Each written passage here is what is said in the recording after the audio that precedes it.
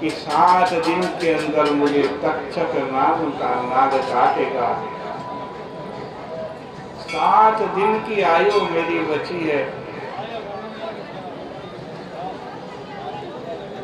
तो सब कुछ त्याग करके राज्य पाठ रानी वैभव सुख समृद्धि गंगा जी के तट पर आ गए।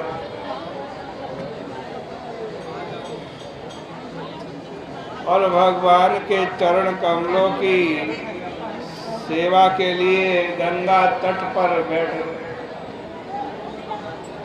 और ये समाचार जब सृष्टि में फैला कि परीक्षित सब कुछ त्याग के गंगा जी के तट पर आए हैं, तो महात्मा लोग वहाँ तीर्थ यात्रा करने के लिए आने लगे।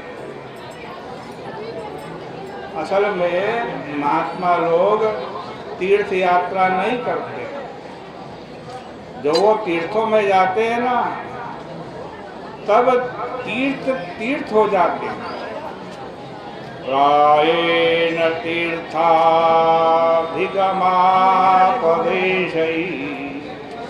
स्वयं हि तीर्थानि पुनन्ति सन्तः। तीर्थ लोग, संत लोग तो तीर्थ को भी पवित्र करते। तो जहाँ राजा परीक्षित बैठे थे, माँ बड़े बड़े ऋषि अत्रि वशिष्ठ च्यमन,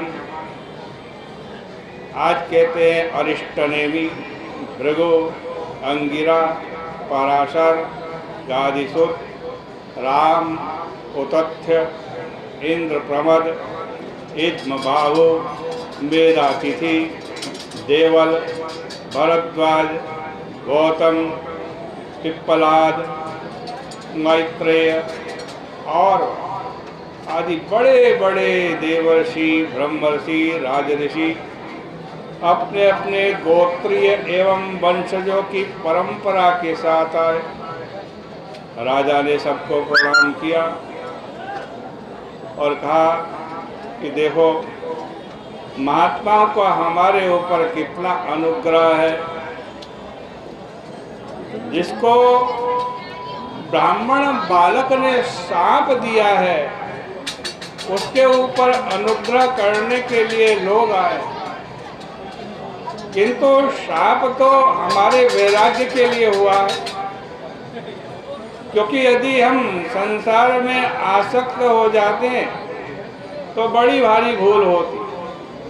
इसलिए महात्मा गण आइए, हमारे ऊपर कृपा कीजिए, गंगा देवी भी हमारे अनुकूल हो जाए।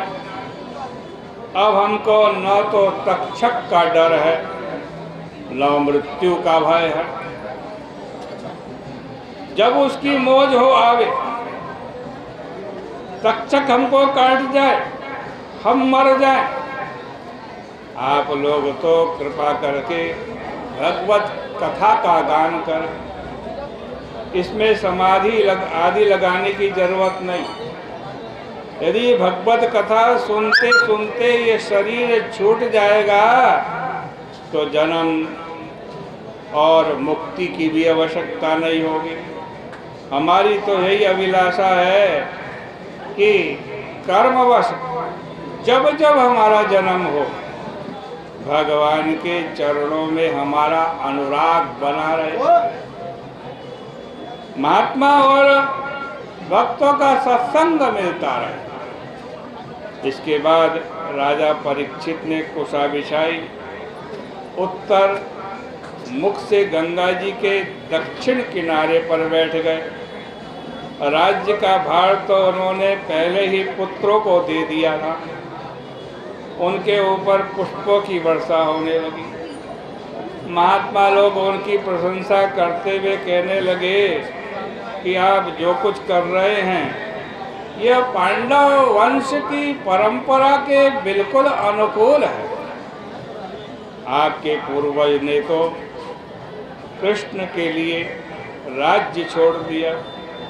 हम लोग तब तक यहाँ बैठे रहेंगे जब तक तुमको मुक्ति नहीं मिलेगी। ऋषियों के ये वचन ही बड़े मधुर, गंभीर और सत्य एवं समता से युक्त थे। अब परीक्षित ने महात्माओं का अभिनंदन करते